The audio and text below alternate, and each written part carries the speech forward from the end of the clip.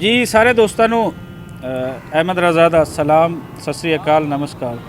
ਤੁਸੀਂ ਵੇਖਦੇ ਪਏ ਹੋ ਇਸ ਟਾਈਮ ਪੰਜਾਬੀ ਪ੍ਰਚਾਰ ਔਰ ਇਸ ਟਾਈਮ ਅਸੀਂ ਮੌਜੂਦ ਹਾਂ ਗੁਰਦੁਆਰਾ ਜਨਮ ਅਸਥਾਨ।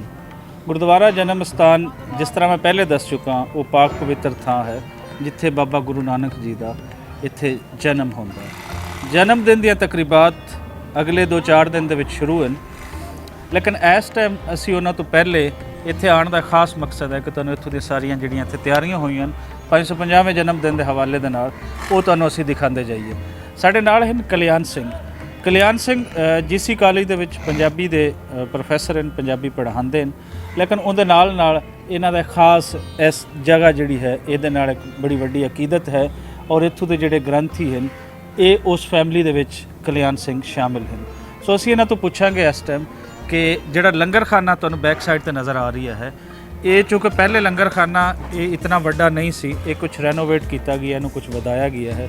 ਇਹ ਕਦੋਂ ਹੋਇਆ ਤੇ ਕਿਤਨੇ ਹੁਣ ਲੋਕਾਂ ਦੀ ਜਗ੍ਹਾ ਹੈ ਔਰ ਇਹਦੀ ਫਿਰ ਕੀ ਸਿੱਖੀ ਦੇ ਵਿੱਚ ਖਾਸ ਅਹਿਮੀਅਤ ਔਰ ਪੰਜਾਬੀ ਨੁਕਤਾ ਨਜ਼ਰ ਦਾ ਪੰਜਾਬੀ ਸੂਫੀਆਂ ਗੁਰੂਆਂ ਉਹਦੇ ਹਵਾਲੇ ਨਾਲ ਕੀ ਅਹਿਮੀਅਤ ਬਣਦੀ ਹੈ, ਇਹ ਕੋਈ ਸਾਡੇ ਸੁਣਨ ਵਾਲੇ ਨੂੰ ਦੱਸੋ। ਬਿਲਕੁਲ ਜੀ, ਖਾਸ ਤੌਰ ਤੇ ਸਿੱਖ ਧਰਮ ਦੇ ਵਿੱਚ ਜਿਹੜਾ ਹੈ ਉਹ ਲੰਗਰ ਤੇ ਪੰਗਤ ਦੀ ਬਹੁਤ ਜ਼ਿਆਦਾ ਅਹਿਮੀਅਤ ਹੈ।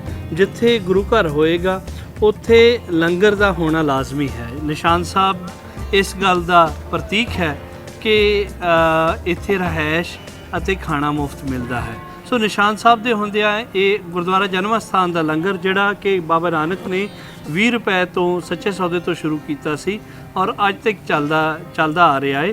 ਸੋ ਇਸ ਦੇ ਵਿੱਚ ਨਾ ਪਹਿਲਾ ਲੰਗਰ ਹਾਲ ਜਿਹੜਾ ਕਿ 1921 ਵਿੱਚ ਬਣਿਆ ਸੀ। ਉਸ ਤੋਂ ਬਾਅਦ ਪੀਟਰ ਜੌਨ ਸੋਤਰਾ ਸਾਹਿਬ ਜਿਹੜੇ ਪਾਕਿਸਤਾਨ ਦੇ ਮਿਨਿਸਟਰ ਸਨ 2001 ਵਿੱਚ ਉਹਨਾਂ ਨੇ ਲੰਗਰ ਹਾਲ ਬਣਾਇਆ। ਹੁਣ ਉਸ ਤੋਂ ਬਾਅਦ ਫਿਰ ਇਹ ਤੀਸਰੀ ਵਾਰੀ ਇਸ ਲੰਗਰ ਹਾਲ ਦੀ ਰੈਨੋਵੇਟ ਕੀਤੀ ਗਈ ਔਰ ਇਸ ਵਾਰ ਲੰਗਰ ਹਾਲ ਦੀ ਰੈਨੋਵੇਟ ਔਰ ਰਿਪੇਅਰ ਜਿਹੜੀ ਹੈ ਉਹ ਕੈਨੇਡਾ ਤੋਂ ਆਈ ਹੋਈ ਸੰਗਤਾਂ ਨੇ ਕੀਤੀ ਹੈ।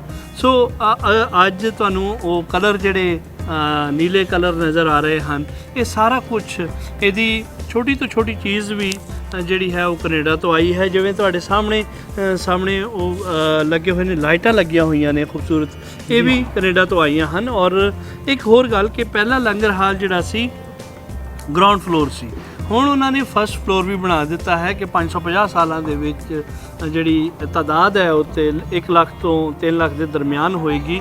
ਸੋ ਉਹਦੇ ਵਿੱਚ ਲੰਗਰ ਹਾਲ ਦੇ ਉੱਤੇ ਪਹਿਲੇ ਵੀ ਕਪੈਸਿਟੀ ਇੰਨੀ ਨਹੀਂ ਸੀ ਹੈ, ਕੋਈ 10,000 ਬੰਦਾ ਜਿਹੜਾ ਹੈ ਸੀ ਉਹਨਾਂ ਦੇ ਖਾਣ ਦਾ ਲੰਗਰ ਸੀ। ਹੁਣ ਇਸ ਵਾਰੀ ਕਪੈਸਿਟੀ ਵਧਾ ਦਿੱਤੀ ਗਈ ਹੈ ਔਰ ਨਾਲ ਸਾਹਮਣੇ ਜਿਹੜਾ ਹੈ ਇੱਕ ਹੋਰ ਚੀਜ਼ ਵੀ ਬਣਾਤੀ ਕਿ ਓਪਨ ਵੀ ਕੁਝ ਥਾਂ ਬਣਾ ਦਿੱਤੀ ਹੈ ਤਾਂ ਕਿ ਕੋਈ ਲੰਗਰ ਅਗਰ ਖਾਣਾ ਚਾਹਵੇ, ਓਪਨ ਖਾਣਾ ਚਾਹਵੇ ਤਾਂ ਤਦ ਵੀ ਉਹ ਖਾ ਸਕਦਾ ਹੈ। ਜੀ ਬਹੁਤ ਸ਼ੁਕਰੀਆ। तो यकीनन इस दफ़ा जिमें 550वें ਜਿਹੜੇ ਜਨਮ ਦਿਨ ਦੇ ਤਕਰੀਬਾਤ ਹਨ ਉਹ ਇੱਕ ਬੜੇ ਵੱਡੇ ਪੈਮਾਨੇ ਤੇ ਹੋ ਰਹੀਆਂ ਔਰ ਉਹਨਾਂ ਦੇ ਵਿੱਚ ਜ਼ਹਿਰੀ ਗੱਲ ਹੈ ਕਿ ਖਲਕਤ ਨੇ ਬਹੁਤ ਜ਼ਿਆਦਾ ਆਉਣਾ ਹੈ। ਸਾਂਝੇ ਗੁਰੂ ਦੇ ਜਿਹੜੇ ਜਗਤ ਗੁਰੂ ਹਨ ਉਹਨਾਂ ਦੇ ਮੰਨਣ ਵਾਲੇ ਪੂਰੀ ਦੁਨੀਆ ਤੋਂ ਆਉਣਗੇ ਔਰ ਉਹਦੇ ਵਾਸਤੇ ਇਹ ਕੁਝ ਹੋਣਾ ਬਣਦਾ ਸੀ, ਬਹੁਤ ਪਹਿਲੇ ਹੋ ਜਾਣਾ ਚਾਹੀਦਾ ਸੀ, ਲੇਕਿਨ ਹੁਣ ਵੀ ਹੋ ਗਿਆ ਹੈ ਔਰ ਜਿਨ੍ਹਾਂ ਨੇ ਕੀਤਾ ਹੈ ਬਹੁਤ ਸੋਹਣਾ ਕੀਤਾ ਹੈ ਔਰ ਐਸੀਆਂ ਥਾਵਾਂ 'ਤੇ ਕੰਮ ਹੋ ਜਾਣੇ ਚਾਹੀਦੇ। ਸ਼ੁਕਰੀਆ ਕਲਿਆਣ ਜੀ, ਬਹੁਤ ਧੰਨਵਾਦ। ਸ਼ੁਕਰੀਆ ਦੋਸਤੋ।